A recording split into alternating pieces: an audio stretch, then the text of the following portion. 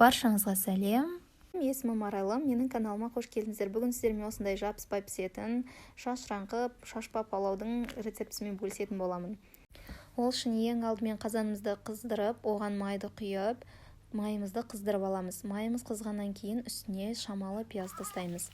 Пиязды жақсылап барлығын тастап жібермейсіздер, осылай шамалы ғана пияз тастап жақсылап қуырып аламыз. Пияз қуырылып жатқан кезде мен етімді турап аламын. Пиязым мен осылай қып-қызыл болып пісті. Енді турап дайындаған етімді үстіне тастап жақсылап қуырып аламын. Пиязды осылай алдын ала қуырып алсаңыз, майдың дәмі ерекше дәмді болады. Сіздің палауыңыздың дәмі өзгешелеу болып тұрады. Осылай етті үстіне тастап жақсылап тағы да қуырып аламыз. Пияздың түсі қатты қарайып кетті деп уайымдамаңыз, ол ешқандай күріште байқалмайды, дәмінде сезілмейді. Керісінше ерекше тәтті дәм береді. Сіздің палауыңыз қызыл, әдемі, дәмді болып піседі. Ет осылай қып-қызыл болып пісу керек. Шеттерін бәрі қандай жареный болып пісу керек. Мен пока етім қуырылып жатқан кезде осылай екі пиязды алып, осылай екіге бөліп турап алдым. Жақсылап осылай барлығын турап аласыз. Менің етімнің үстіне, қуырылып жатқан еттің үстіне осылай зираны тастадым. Зираны осылай ет қуырылып жатқан кезде тастасаңыз, тоже дәм береді, өзгеше дәм болады. Зира міндетті емес, өз қалауыңызша зира болмаса да дәмі тәтті болады. Бірақ зира кішкене басқаша дәм береді. Осылай жақсылап қуырылып болған етіміздің үстінен пиязды тастаймыз. Пиязды осылай кішкене үстіне қойып қойсаңыз, пияз өзінің сөлін бөліп етке ерекше дәм беретін болады. Пиязды көп ұстауға қажет емес, осылай шамалы ғана ұстап, кейін осылай жақсылап араластырып, жақсылап қып-қызыл болып піскенше пиязды қуырып аламыз. Әзірге пиязымыз қуырылып жатқанша мен осылай алдын ала сәбізімді аршып дайындап алдым. Алып турап аламыз. Әзірге пияз ұзақ қуырылатын болады. Пияз қуырылып, қызыл болып піскенше мен осылай сәбізімді турап аламын. Сәбіз осылай соломка қылып өз қалауыңызша турасаңыз болады. Осылай турасаңыз негізінде сәбіз бөлінбейді. Сәбіз жақсы бөлініп езіліп кетпес үшін осылай турап жатқан сәбізіңіз осылай майыстырған кезде сынып кетпеу керек. Сонда сәбіз езілмей жақсы әдемі болып піседі. Сәбізімізді осылай жақсылап турап дайындап аламыз.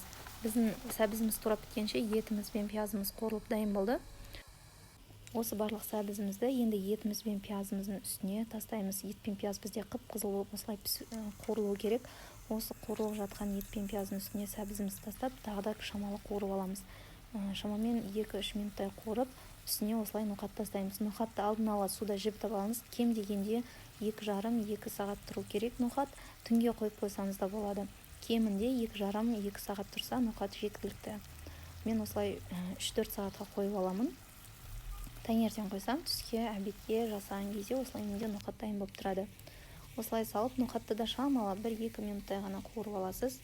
Қуыру шарт емес, әркім әртүрлі жасайды. Әдетте су құйғаннан кейін барып қосып жатады. Ноқат маған осылай қуырылған түрі ұнайды. Сол себепті мен осылай 1-2 минут шамасында қуырып аламын. Барлығын қуырып болғаннан кейін мен осылай үстіне 4 пиалай су құямын. Мен 3 пиалай күрішке 4 пиалай су құямын.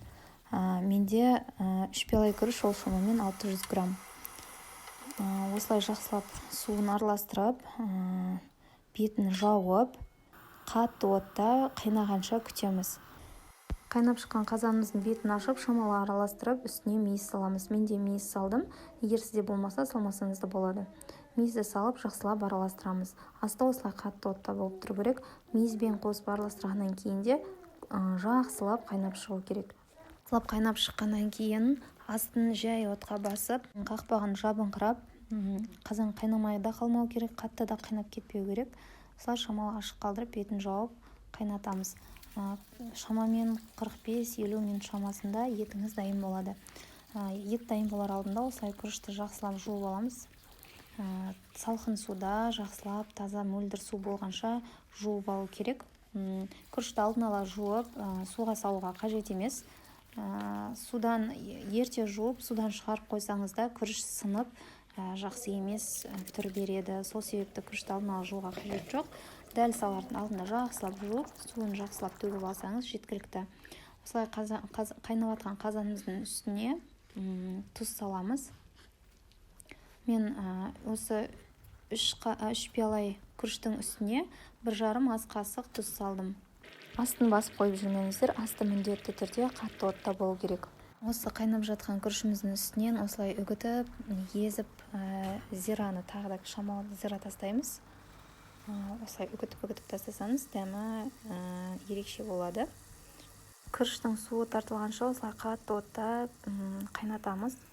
Осылай шет-шетін ортасына жинай отырып, жақсылап қайнатып аламыз. Қатты отта осылай барлық суы тартылғанша ортасына жинай отырып, күріштің суын тартылдырып алу керек. Күріштің суы тартылғаннан кейін осылай шетінен тек майлары ғана шығып тұратын болады шамалы. Сол кезде күріштің барлығын ортасына жинап, осылай тесіктер жасап алып, бетін жақсылап жауып, мен осылай силиконовый крышкамен жаптым. Сіз табақ қойып жапсаңыз да, жай ғана крышка өзі жақсы жабатын болса, онда тек крышканы өзімен жапсаңыз да болады. Жай отта шамамен 20-25 минут арасында пісіріп аламыз. Піскеннен кейін астын өшірген соң 5 минут күтіп, содан кейін бетін ашамыз. Бетін ашып, осылай тамақты жақсылап араластырып берсеңіз, өте дәмді шашыраңқы күріш болып шығады. Менде осылай болып шықты. Мінекей көріп тұрғандарыңыздай шашыраңқы әдемі болып біркелкі езілмей піседі. Осылай бет мен астын шамалы араластырып жіберіп, толығымен араластырып алып ұсынсаңыз болады. Үнемі осылай әдемі болып шығады. Мен қонақ күткен кезде үнемі осы рецептпен жасаймын, және барлық келген қонақтар менен осы рецептіні сұрайды. Міндетті түрде дәл осы рецептпен жасап көріңіздер, нәтижесін комментарияға бөлісіп кетіңіздер. Түсінбеген жерлеріңіз болса, комментарияға жазып сұрай беріңіздер. Егер видео ұнаса, егер менің видеом пайдалы болса, лайк басып қолдап кетулеріңізді сұраймын. Мен осылай көк пиязбен әсемдеп ұсындым. Каналымда шыққан жаңа видеоларды жіберіп алмас үшін міндетті түрде тіркеліп алыңыз.